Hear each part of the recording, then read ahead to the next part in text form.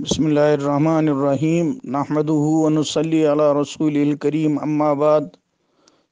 ابھی what's app پر ایک video آ رہی ہے جس میں کوئی گستاخ حضرت نبی پاک صلی اللہ علیہ وسلم کی شان کے خلاف غلط لفظ بول رہا ہے۔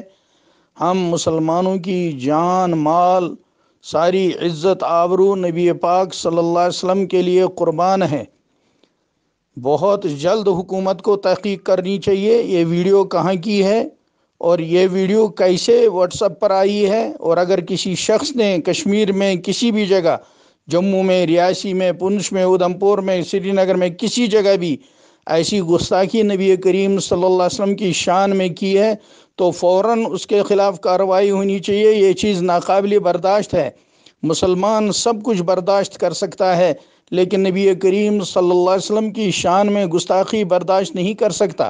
یہ جو ویڈیو اس وقت آ رہی ہے واٹس ایپ پر، حکومت کا فرض بنتا ہے اور حکومت کی ایجنسیوں کا کہ وہ لاپرواہی چھوڑ دے اور فوراً سے پیشتر وہ تحقیق کرے کہ یہ ویڈیو کہاں سے آئی ہے، اس کی حقیقت کیا ہے، صحیح ہے یا غلط ہے، اور اگر کوئی بدبخت اس بدبختی کا مرتکب ہوا ہے حکومت تماشا دیکھے گی۔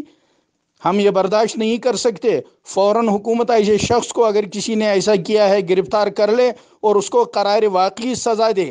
ہم ہر چیز کو برداشت کر سکتے ہیں، نبی کریم صلی اللہ علیہ وسلم کی کسی گستاخی کو ہم برداشت نہیں کر سکتے۔ ہماری جان، ہمارا مال، ہمارے اہل و عیال سب نبی پاک صلی اللہ علیہ وسلم کی ذات پر قربان ہیں۔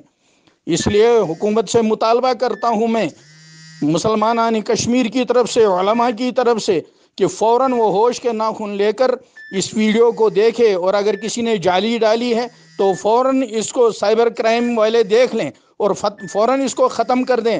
گستاخی ہم سے برداشت نہیں ہو سکتی۔ مسلمان ہر چیز پر صبر کر سکتا ہے، اس چیز پر صبر نہیں کر سکتا۔ میں بول رہا ہوں دارالعلوم رحیمیہ کا ناظم رحمت اللہ کشمیری، بانڈی پورہ سے۔